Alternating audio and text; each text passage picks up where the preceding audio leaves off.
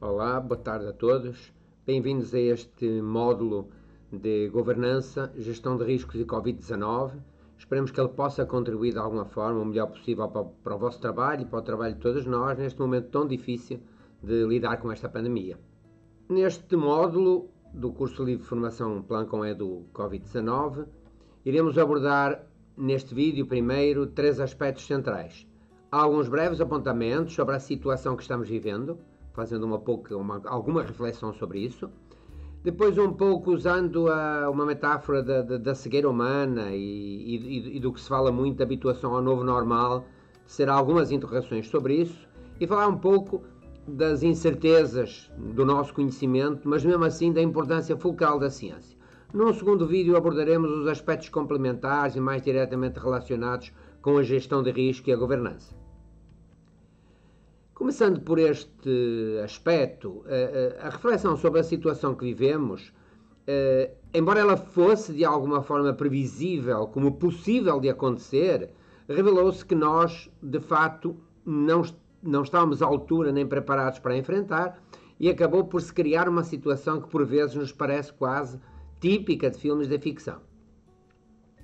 Imagens como as que estou reproduzindo nesse slide de hospitais com uma vestimenta médica muito carregada, na rua pessoas com máscaras, caixões acumulados, forças policiais e militares nas ruas, e também outras imagens como pontos turísticos normalmente muito carregados de pessoas, cheios de gente, completamente vazios.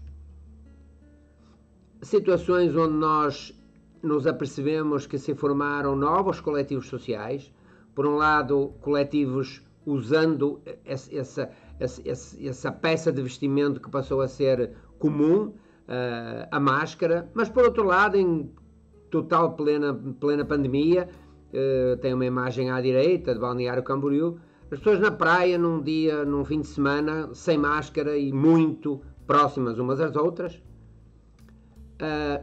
Geraram-se novas formas de cumprimento, nós assistimos a uma criatividade enorme nessa manifestação de afeto, que normalmente, particularmente nas nossas culturas, nós temos tocando, apertando a mão, dando um beijo, etc. E nós assistimos também, inevitavelmente, a novas formas de vida e organização social e novos comportamentos individuais, como são observáveis na figura, e alguns dos quais vão também ser a vossa realidade ao preparar as salas de aula, ao preparar o ambiente escolar para que se possa funcionar de novo com contacto, mas com todos os cuidados que for possível tomar. Nesse sentido, fazendo uma breve síntese do que aconteceu quando nos confrontamos com a pandemia, nós poderemos dizer que ela demonstrou, de certa forma, um conjunto de fragilidades, de vulnerabilidades, em parte relacionados com alguns problemas centrais, alguns aspectos centrais da organização da nossa modernidade. E essas fragilidades, como veremos depois mais adiante, quando falarmos da gestão de risco, são aspectos que vão implicar diretamente na dimensão desse risco. Então, por um lado, nós assistimos a uma evidência de que os sistemas naturais, as dinâmicas naturais e sociais são complexas, não são simples e têm um conjunto enorme de incertezas. Nós vimos que tivemos alguma falta de resiliência em termos de modelo de desenvolvimento. O nosso modelo de desenvolvimento económico não está preparado para longas paragens. Nós tivemos também dificuldades no domínio da resiliência social e isso determinou dificuldades na governança do poder público. Por isso falaremos no fim das questões da governança e de como a quebra de princípios de governança durante uma crise como estas pode gerar consequências complicadas.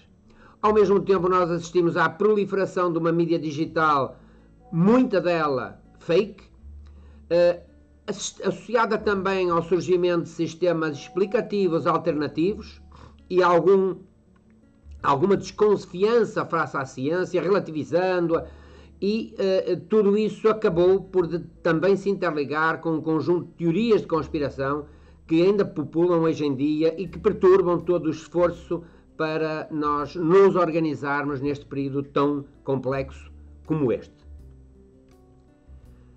Aí eu tenho em várias falas que fiz convidado as pessoas a que revisitem, se já viram o filme ou leram o livro, revisitem o Ensaio da Cegueira, uma obra de José Saramago, Prémio Nobel da Literatura, e o filme do Fernando Meirelles, e como é que nós podemos, apesar do Ensaio da Cegueira ser uma metáfora, um pouco ficcional, podemos aproveitá-lo para uma profunda reflexão sobre o que nos está acontecendo e ligar com essa perspectiva que vai se afirmando a habituar-nos a um novo normal.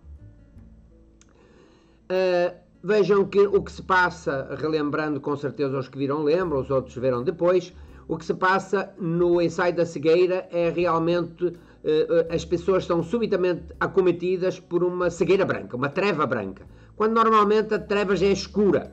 Então neste caso a imagem ainda funciona melhor por causa disso, é uma cegueira branca. O poder público tem que tomar decisões, porque há um processo sistemático de pessoas ficando cegas. Essas decisões podem ser contestadas, como acontece em todos os aspectos e em todas as situações. Surge o confinamento. Confinamento que neste caso é um confinamento também como nós vivemos o confinamento de distanciamento social, só que ele é um confinamento em espaços limitados que gera uma sobrelotação desses espaços. A generalidade das pessoas não vê, mas há uma pessoa que continua vendo, que é a mulher do médico, que acaba simulando não ver para poder apoiar, ajudar e estar junto com o marido e também apoiar os outros. E cria-se uma certa oportunidade única de renovação face a uma dificuldade tão grande. E, portanto, de melhoria de comportamentos humanos, maior solidariedade, esforço conjunto, mas não. Logo surgem exageros, chantagem, abusos horríveis, como com certeza se lembram, e um pouco o caos. No final, guiados pela mulher do médico, o grupo que estava com ela se evade e sai solidariamente tentando aprender novos valores. Progressivamente, algumas pessoas começam a ver. Então, como é que será o futuro? E esta questão leva-nos ao tal problema do que é habituação a um futuro diferente, habituação a uma coisa que se tornou normal.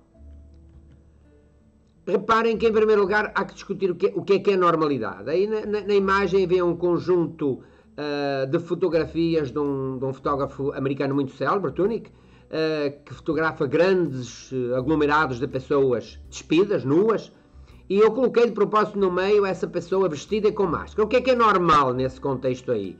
É o nu ou é o vestido com máscara? Mas se puxarem para a realidade agora, quando nós vemos uma multidão como essa, onde a maioria das pessoas está com máscara e algumas estão sem, o que é normal? Ter máscara ou não ter máscara? Então, a gente consciencializar-se que normalidade é essa qualidade, essa característica do que a gente, segundo certas normas ou regras, diz que é normal. E, portanto, nada mais do que isso. É o que é permitido, ou apoiado, ou legitimado por uma certa sociedade num dado momento. Em algumas sociedades africanas é normal comer com a mão, aqui não é. Então, temos que prestar bem atenção que é isso do novo normal. E então, reparem, o que é que o ensaio da cegueira, por um lado, e a habituação ao novo normal têm a ver um com o outro e se relacionam? Em primeiro lugar, se calhar nós temos estado cegos a vários aspectos da nossa dinâmica social. As nossas formas de ocupar o espaço, particularmente as dinâmicas urbanas, são profundamente invasivas. Nós aproximamos-nos cada vez mais da vida selvagem, o contato entre animais selvagens e pessoas é cada vez maior, não estudamos porque dedicamos o dinheiro a outras coisas, o enorme conjunto de vírus e bactérias que afeta a vida dos animais selvagens e facilmente eles passam para nós. Muito mais, se ao mesmo tempo nós temos hábitos alimentares, como ter animais muito próximos, aí à esquerda tem os visão que foram infectados e houve milhões de visão que tiveram que ser abatidos, de que nos servimos por luxo, ou mercados comercializando animais vivos, ou onde a possibilidade da transmissão de vírus e bactérias se torna maior. Reparem que o que acontece é que nós estamos, os vírus concretamente, situam-se na fronteira entre o vivo e o não vivo. Eles se comportam como algo não vivo enquanto estão fora das células. Quando eles entram no organismo, eles invadem as células e colocam as células a fazer outra coisa do que é que elas deviam fazer. Colocam as células a produzir vírus. Então eles tornam-se como que vivos dentro de um organismo.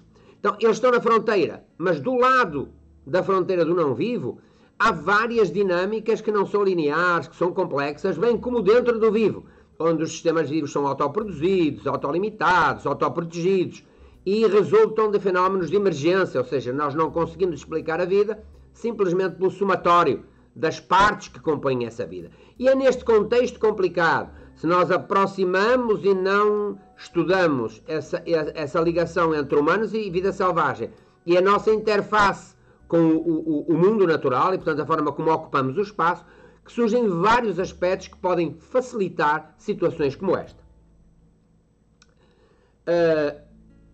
Em síntese, e antes de entrarmos neste aspecto, é que dizer, portanto, que, primeiro, há que discutir, e irei acabar aí, há que discutir até que ponto, nesta pandemia, se geraram cegueiras. Que tipo de cegueiras? Foram cegueiras coletivas ou são pessoas que são cegas? Ou como é que nós podemos ver isto comparativamente? E depois, como é que essas cegueiras são trazidas à baila no sentido de nos habituarmos a um novo normal? Que novo normal? Se for um normal de ser mais cuidadosos com procedimentos higiênicos, de higiene pessoal, de lavarmos mais frequentemente as mãos, de termos comportamentos como tapar a boca ao tossir, e um outro conjunto de hábitos, provavelmente a gente já os devia ter adotado, desde H1N1 e outras antes. Agora, se o novo normal se caracterizar por uma estereotipação de aspectos negativos, como, por exemplo, diminuir a amorosidade entre as pessoas, o caráter solidário, nós estaremos indo mal. Então, deixando à vossa consideração, há primeiro habituar-nos a um novo normal agora da pandemia e um novo normal da pós-pandemia, e discutiremos isso um pouco mais adiante. Passando diretamente a este aspecto central, é por isso mesmo que no mundo incerto, onde aconteceram coisas graves, que a gente se pode perguntar até que ponto foram claras, ou alguns de nós, ou grupos ficam cegos a elas, ou cegos mesmo vendo elas, e se assistiu a este próprio contestar da ciência, porque é que a ciência é importante, apesar de todas as incertezas que nós temos. Então, reparem, indo muito rapidamente, vocês terão depois possibilidades de aprofundar se desejarem isto, desde as civilizações primitivas, com explicações mítico-religiosas, havia sempre a procura da verdade, da certeza. Isso continuou na Grécia Antiga, com os grandes pensamentos, Platão, Aristóteles, na Idade Média, com o grande domínio que a Igreja teve, particularmente no Ocidente. Nos outros espaços também houve de outras igrejas, sendo a Igreja que dizia o que é que era verdade e o que é que não era verdade. Lembrem-se do grande conflito, por exemplo, em torno do que é hoje aceite como unanimemente o Sol no centro do Sistema Solar, o universo à altura. E como Galileu foi contestado por isso e foi obrigado pela Inquisição a negar isso, mas ao mesmo tempo esta nova ciência que surge com Galileu e outros, ela transforma-se numa ciência reducionista, onde separa o sujeito do objeto, explica tudo com base numa causa que provoca um efeito, reduz o todo à soma das partes, etc. E surgem imediatamente críticas a isso, e a própria ciência evolui num sentido que se vem chamando de pensamento complexo, que é admitir que há diversos métodos para investigar cientificamente e construir conhecimento válido. As causas são muitas vezes múltiplas, há até causas inversas, o que parece causa é efeito, o efeito é causa. Os fenómenos em rede presidem a muitos acontecimentos naturais e vivos. Os tornados são um exemplo disso, a própria vida humana são fenómenos em rede, e as emergências, ou seja, aquilo que não é a soma das partes, mas se constitui como algo que a gente não consegue simplesmente explicar pela soma de tudo o que o compõe. e surge então a ideia de que a incerteza é um componente da ciência impossível de contornar. Surgiram então também ao mesmo tempo muitas teorias da conspiração, conhecem muitas delas, desde o terraplanismo, tentativa possível de uma nova ordem mundial coletivista, recorrendo à ONU e à Organização Mundial de Saúde, criação supostamente de doenças graves, a AIDS e outras, para matar muita gente e tornar a outra mais dominável. E a par de tudo isto, com a pandemia, surgiram inevitavelmente também teorias conspiratórias. O vírus não existe, o vírus não é assim tão grave, é uma gripezinha, o vírus é uma coisa comunista chinesa para dominar as pessoas, as vacinas têm um chip, enfim, e os maiores delírios apareceram e acabaram, neste contexto que falamos, por ter, por vezes, alguma aceitação.